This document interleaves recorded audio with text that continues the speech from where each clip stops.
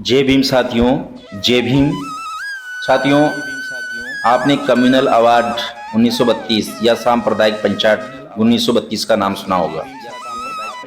बाबा साहेब भीमराव अंबेडकर जब प्रथम गोलमेज सम्मेलन 1930 में लंदन में शामिल हुए थे तो उन्होंने दलितों का दर्द बयां किया था, दलितों की पीड़ा बताई थी।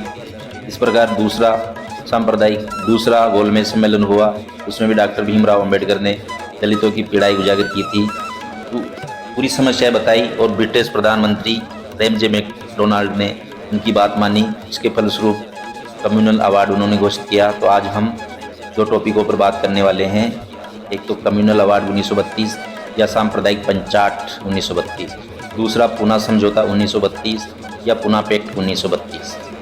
कम्युनल अवार्ड 1932 या सांप्रदायिक पंचायत 1932 ब्रिटिश प्रधानमंत्री रैमजे मैकडोनाल्ड ने द्वितीय गोलमेज सम्मेलन में हुए विचार विमर्श के फलस्वरूप 16 अगस्त 1932 को कम्युनल अवार्ड की घोषणा की। इस निर्णय में दलितों को भी मुस्लिम, सिख आदि की तरह पृथक निर्वाचन मंडल प्रदान किया गया।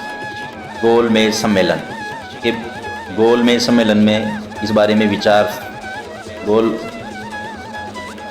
दलित वर्ग को 2 जगह वोट देने का अधिकार मिला, एक सामान्य निर्वाचन क्षेत्र में, दूसरा विशेष निर्वाचन क्षेत्र में जो दलितों के लिए आरक्षित।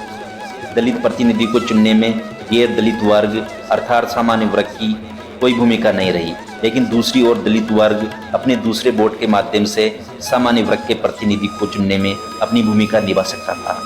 गांधी जी द्वारा इस सिद्धांत का विरोध किया गया था, लेकिन उन्होंने मुस्लिमों या सिखों के लिए समान प्रावधानों पर कोई आपत्ति नहीं जताई थी। केवल दलितों के पृथक निर्वाचन मंडल का ही गांधी जी के द्वारा विरोध किया गया था। 1928 में साइमन कमीशन ने भी माना था कि भारत के शोषित समाज को शासन में पर्याप्त प्रतिनिधित्व मिलना चाहिए। कम्युनल अवार्ड सांप्रदायिक निर्णय 1932 के प्रावधान।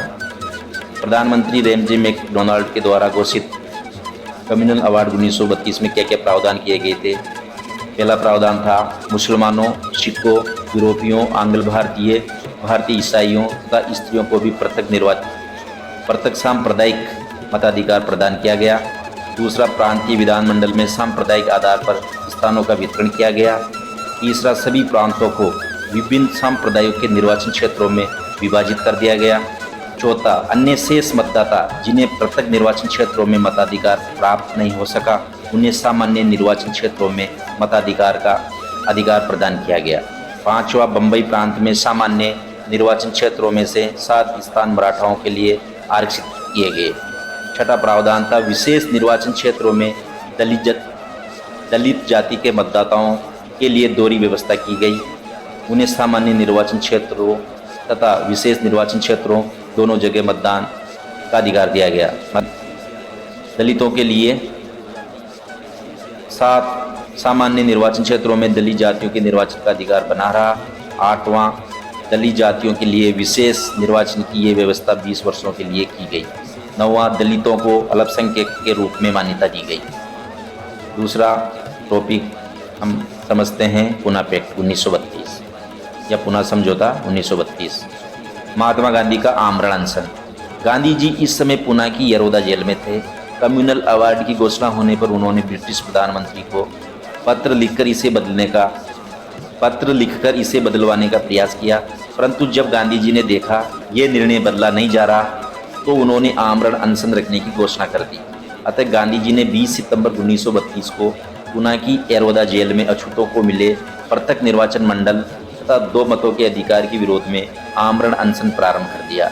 26 सितंबर 1932 को डॉक्टर राजेंद्र प्रसाद, पुरुषोत्तम दास, राजगोपालाचारी, EMR जेकर, तेज बहादुर सरकू, MC रजा व मदन मोहन मालवीय के प्रयासों से गांधी जी व डॉक्टर भीमराव अंबेडकर के मध्य पूना समझौता हुआ।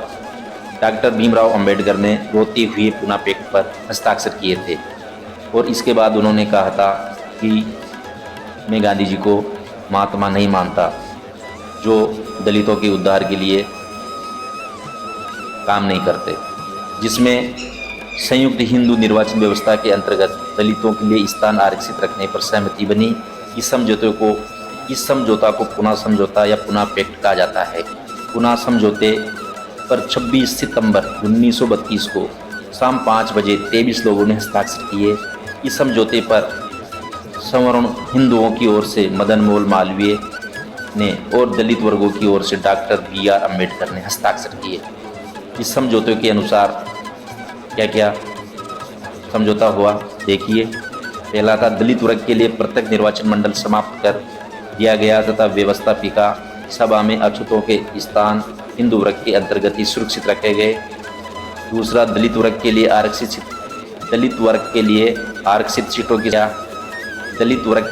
आरक्षित सीटों की संख्या प्रांतीय विधानमंडलों में 71 से बढ़ाकर 147 और केंद्रीय विधायिका में कुल सीटों की संख्या 18% कर दी गई। तीसरा, मद्रास में 30, बंगाल में 30, मध्य प्रांत एवं संयुक्त प्रांत में 20-20, बिहार एवं उड़ीसा में 18, बम्बई एवं सिंध में 15, पंजाब में 8 तथा असम में 7 स्थान दलितों के लिए सुरक्षित किए गए। केंद्रीय विधानमंडल में दलित वर्ग को प्रतिनिधित्व देने के लिए संयुक्त निर्वाचन की प्रक्रिया तथा प्रांतीय विधानमंडल में प्रतिनिधियों को निर्वाचन करने की व्यवस्था को मान्यता दी गई। पांचवा, दलित वर्ग को सार्वजनिक सेवाओं तथा स्थानीय संस्थाओं में उनकी शैक्षणिक योग्यता के आधार पर उचित प्रतिनिधित्व देने की व्यवस्था की गई। ब्रिटिश सरकार ने पुनः समझौता 1932 को कम्युनल अवार्ड में संशोधन के रूप में अनुमति प्रदान कर दी। बाद में ये पुनः पैक्ट स्वतंत्र भारत के संविधान में दलित वर्ग के लिए आरक्षण पद्धति के लिए आधार बना था। तो साथियों, ये थी जानकारी सांप्रदायिक पंचाट कम्युनल अवार्ड 1932 और पुनः समझौता 1932 के बारे में। जानकारी पसंद आई होगी, हमारे चैनल को लाइक करें, सब्सक्राइब करें और अधिक से अधिक शेयर करें।